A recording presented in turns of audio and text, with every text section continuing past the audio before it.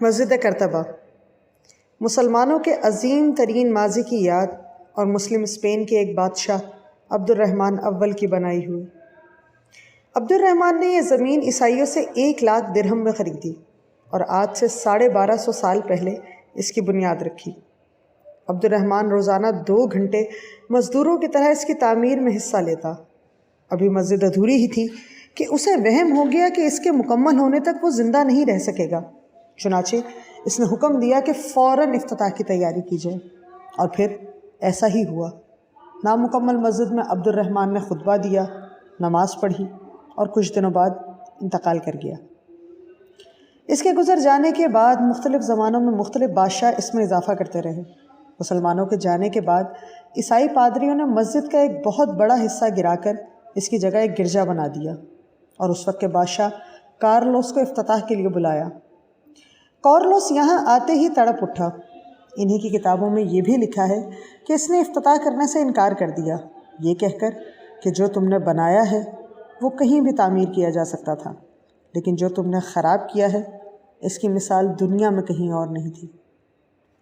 یہ وہی مسجد کرتبہ ہے جہاں 1933 میں علامہ اقبال جب آئے تو اس قدر متاثر ہوئے کہ انہوں نے اپنی مشہور زمانہ نظم مسجد کرتبہ لکھی۔ ڈاکٹر صاحب خود بھی محفلوں میں یہ قصہ سناتے تھے اور ہم نے کتابوں میں بھی پڑھا کہ تیسری گول میں اس کانفرنس کے بعد لندن سے واپسی پر ڈاکٹر صاحب نے یہ سوچا کہ کیوں نہ اس مرتبہ اسپین سے ہو کر گزروں، مسجد کرتبہ اور غرناطہ کو دیکھوں۔ لیکن ساتھ ہی دل میں یہ ہوک بھی اٹھی کہ چلا تو وہاں جاؤں گا، لیکن نماز کیسے پڑھوں گا؟ کیونکہ جس وقت مسلمانوں کا اسپین سے خاتمہ ہوا تو یہ رول بھی پاس ہوا تھا کہ آئندہ کبھی بھی مسجد کرتبہ میں نہ ہی تو اذان دی جائے گی اور نہ ہی نماز پڑھی جائے گی۔ چنانچہ ڈاکٹر صاحب نے اپنے انگریز دوست سے رابطہ کیا اور اس سے مدد کی درخواست کی۔ انڈیا کے ہوم سیکرٹری نے اسپین کے ہوم سیکرٹری کو خط لکھا اور اس طرح ڈاکٹر صاحب کو اجازت ملی کہ وہ مسجد کرتبہ آئیں اور جیسے چاہیں اپنی مرضی کے مطابق اذان دیں اور نماز پڑھیں۔ لیکن اس سب کے پیچھے ایک شرط بھی تھی۔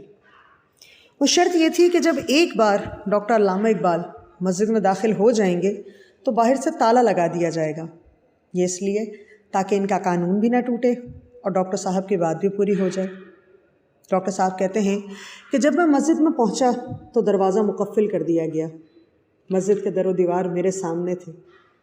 میں نے پوری قوت سے مسجد میں اذان کہنا شروع کی اور سالوں بعد اللہ اکبر کی صدا ایک بار پھر سے مسجد کرتبہ میں گونجی۔